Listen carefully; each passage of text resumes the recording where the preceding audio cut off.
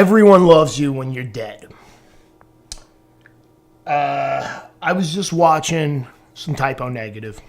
I did a movie years ago called Living the American Nightmare, a documentary. And Pete Steele from Typo Negative's in it. The other guys from Typo are in it too. Johnny and Kenny are in it.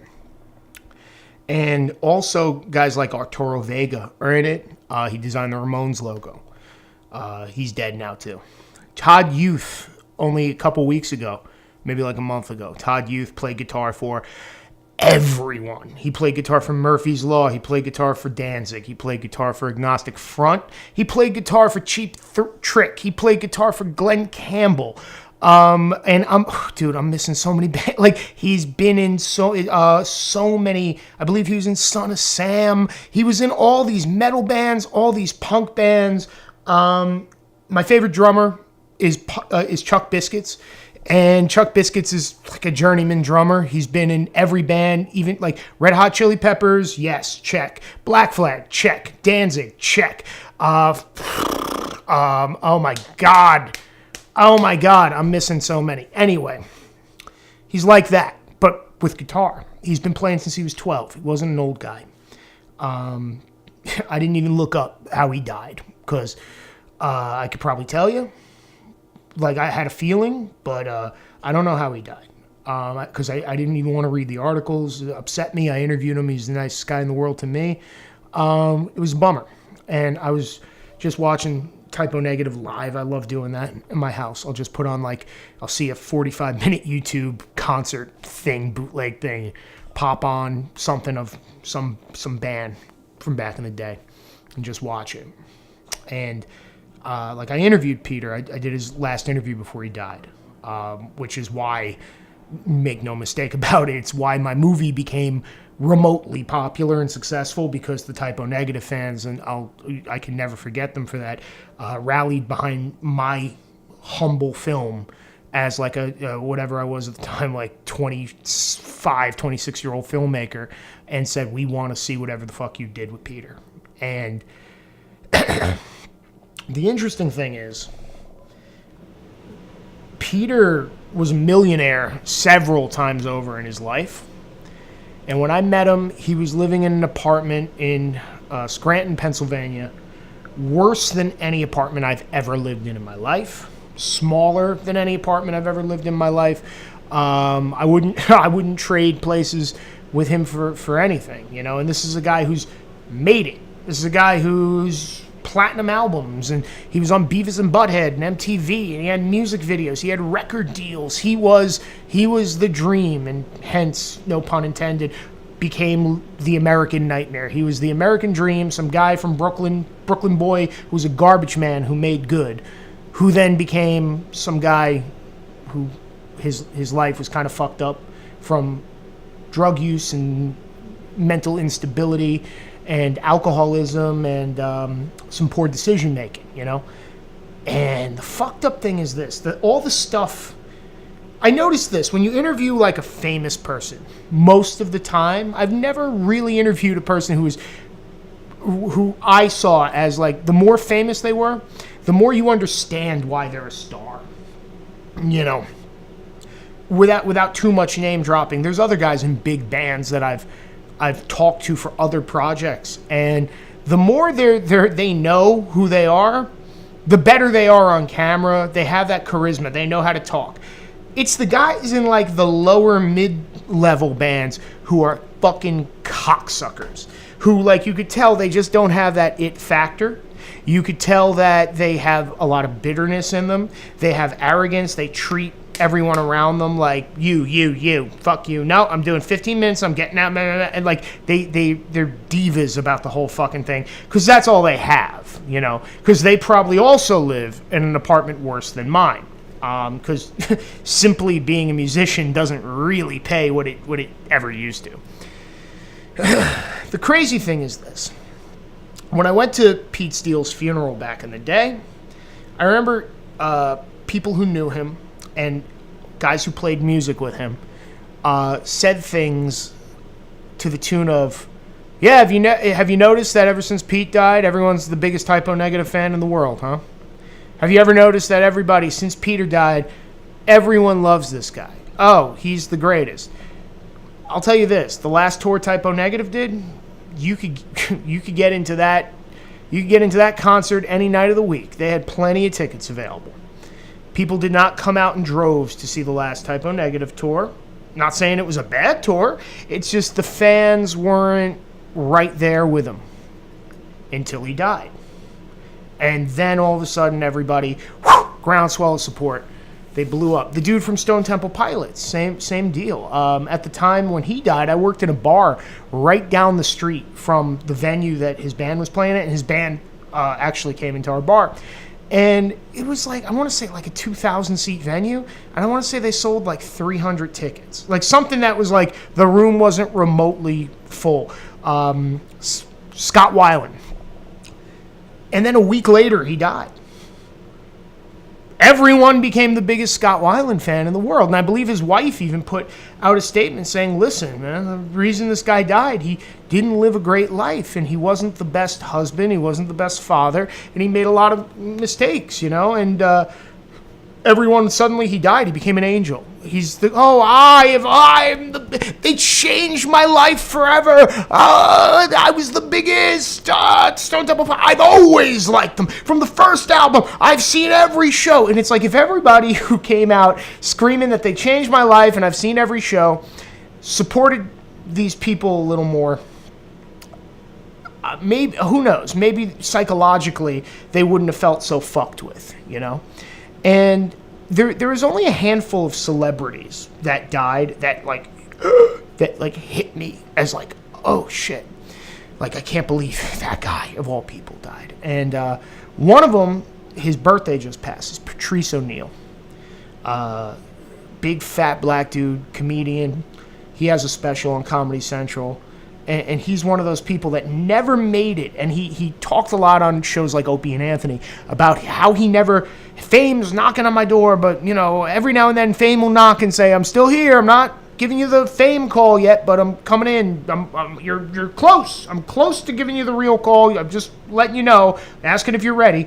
But he never skyrocketed to, obviously he never became like a Kevin Hart level guy or, you know, a Dane Cook level guy or anything like that, man. But the guy was as real as they come. And I remember hearing he had a stroke and went, no. Because I didn't think he was going to die, but I thought, like, man, he had the quickest, funniest brain in comedy. He was one of the people that I would always, whatever was going on in the world, I'd be like, I wonder what Patrice thinks. Oh, I got to turn on the radio because he'll have some take on this that I might even disagree with him at first and go, oh, what's he getting at?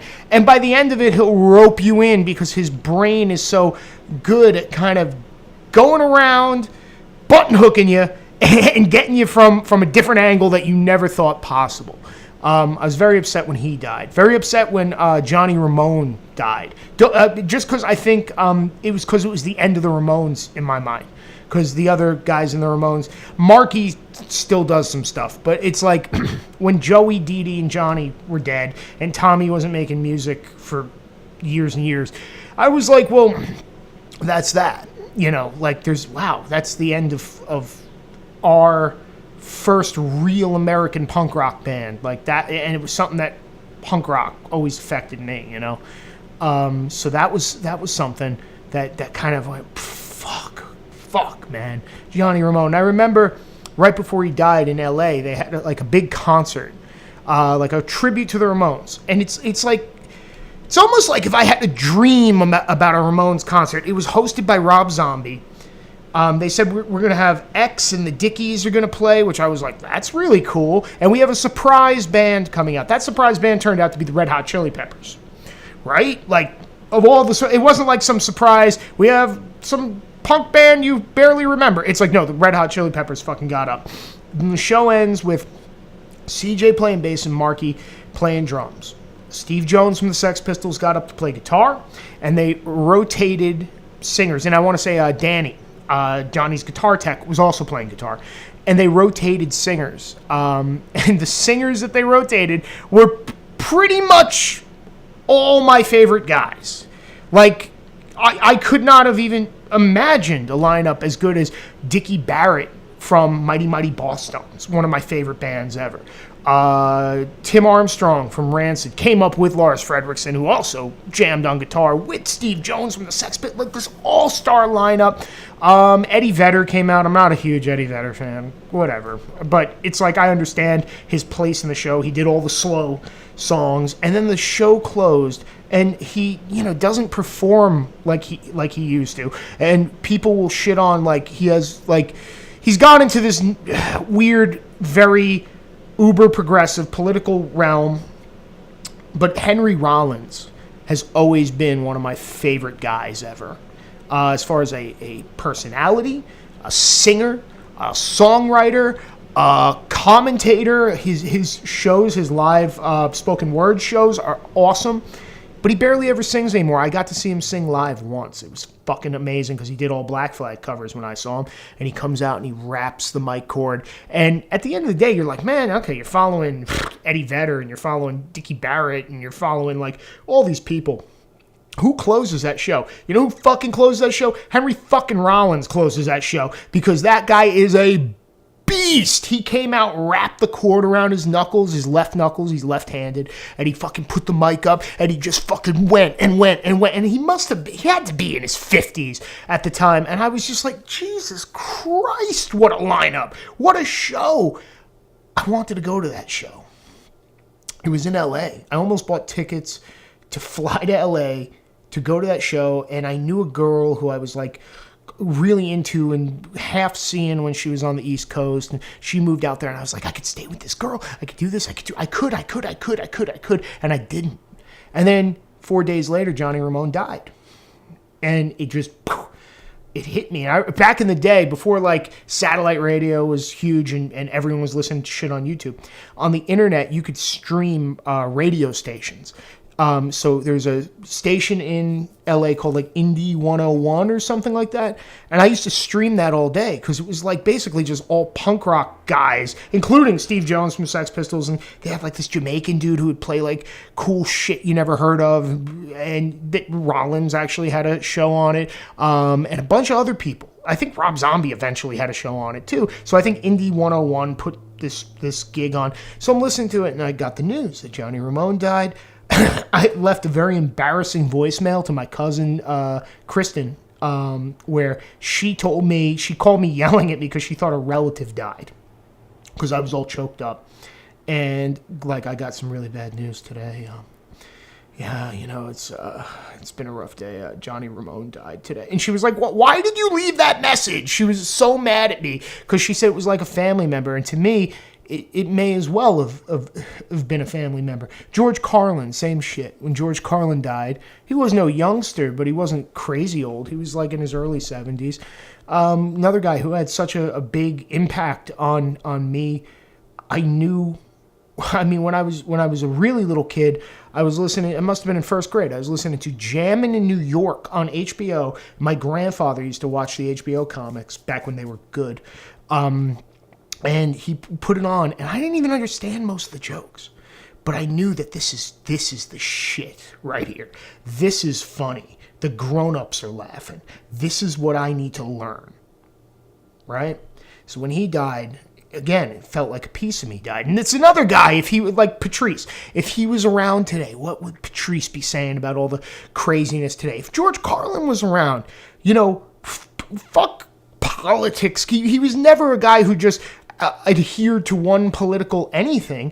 And I think it would be totally from a different perspective that we're used to.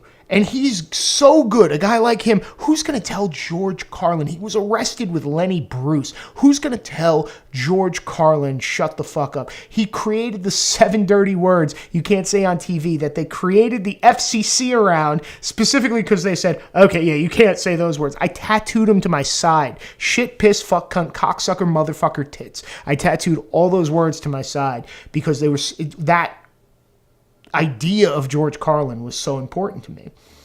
I saw him live once too, on New Year's Eve actually. I want to say like right after 9/11. It was crazy. It was crazy that it's like looking back on it, it's like the things that I saw, and the more I thought about it, it's like, man, I remember I'm a big hockey fan, and the Devils played the Rangers at one point. And, I mean, my favorite hockey player of all time, I'm a goalie, was Martin Brodeur. He's the greatest goalie who ever lived. Saw Martin Brodeur in goal, and I hated the Rangers. And when Wayne Gretzky went to the Rangers, it made me sick to my stomach. But Wayne Gretzky was on the Rangers playing against Martin Brodeur. I got to see that. Nevertheless, I got to see how many other Scott Stevens and Ken Danico and Scott Niedermeyer and Claude Lemieux and Stéphane Richer. And then on the other side, you had Luc Robitaille. You had Brian Leetch. You had Mike Richter in goal on the Rangers. You had all these like legends just out there. In that now we all look at like, I'm an old man now. I'm in my mid-30s. I'm an old man. But looking back on it, it's like, if you meet an 18-year-old who's a hockey junkie the way I was when I was in high school, that kid's going to go, you saw Wayne Gretzky play. It's like saying I saw Babe Ruth go to bat. Yeah, I went out one day to the ballpark and I saw Babe Ruth crack one right out of the park, hit a home run. It was crazy. Yeah, it's like, that's insane that I, in my lifetime, got to see guys like Carlin. And I still feel like I haven't seen enough. I've never seen Ozzy Osbourne live. And this isn't just, the point of this rant is not to suck the dick of celebrities that I like. The point is, everyone loves you when you're dead. You become an angel. You become perfect when you die. And I remember when, like, I want to say Whitney Houston or somebody like that died. And everybody all of a sudden was the biggest Whitney Houston fan in the world. You know what? Do me a favor. If you think I'm the greatest fucking person who ever lived and I touched your life in an amazing way and I'm this amazing guy and you know all this other shit, don't wait till I can't hear you. You know, don't wait till I die to tell everyone that you were behind me the whole time and I was your dude. Now that it's safe to say because I'm dead. So, it's not like Paul's going to, do something fucked up or inappropriate. Now I could say he's great. And now it's like, whatever wrongdoing I may have done in my life, whatever dumb comment I made to some girl at a party or whatever like bullshit fight I had with some guy or whatever. Oh, that all goes out the window. We all loved him. Tell me you love me now. And I'll tell you I love you because that's important. And I think that shit like social media killed that for us. Because we don't really tell people how we feel. We're really guarded because Facebook basically gave everyone the ability to kind of be famous in their own little world. So they're kind of presenting themselves in this way of like, even when people are like, oh, I'm all about positivity and love, you're still portraying this positive love character. Like, just give me a call. I'll give you a call. You're going through a hard time? Let me know, man. Let's fix it while it's here. You're no good to me after I'm dead. And I'm no good to you after I'm dead. And seeing a really good dude, fuck Peter Steele. Peter Radicek was a really, really good dude. Patrice ONeal I got to see him live too, And that isn't a big deal to a lot of people. He was never uber famous, but he touched my life. My point is, whether it's a person you love, whether it's your brother, your father, uncle, shit. Don't we all have an uncle who lives alone? And somebody who around the holidays you only see them, cousin that you see once or twice a year, maybe less. Fucking give them a call. Whether it's a celebrity if you really care about a fucking, that celebrity doesn't know how much he moved me. You can't talk to that guy really, but you could buy a ticket and you could go see him and you could appreciate him because that's the love a guy like that needs sometimes. Because, especially when they're on the way down and you have no idea how much people appreciate shit like that. And sometimes it gets a little weird, man. I hate drama. I hate being the dramatic, I love you, brother. No, for real, I love you. Doesn't that make you fucking uncomfortable? It makes me uncomfortable when people tell me shit like that. You don't need to do shit like that. Go have a burger. Go have a cup of coffee. Go fucking get a sandwich together. Go do something with your friend that, you know, you barely ever see, but that guy changed my fucking life. And if anything ever happened to him, if he ever needed me, people don't need to know what you'd hypothetically do if conditions were ideal. Pick up the fucking phone today. That's your fucking homework assignment. Pick up the phone today. Go see a band that you fucking love and haven't thought of in a million years today, if they're touring, and they probably are. And you can fucking go and enjoy it and see it. And that's a fucking cool thing. And you'll never fucking forget it. And it'll be part of you. That person will then be part of you forever and ever. And yeah, you'll miss them when they're gone no matter what. But Jesus Christ, it's fucked up. Don't let shit go unsaid. And certainly don't do it because, you know, you're trying to be Mr. Stoic badass and too cool for the fucking room, because it's just, at the end of the day, nobody is going to remember you being like that, and no one's going to give a shit that you were that guy. People are going to give a shit that you're the guy who reached out to them and you're the guy who maybe changed their life. Ever get the feeling you've been cheated?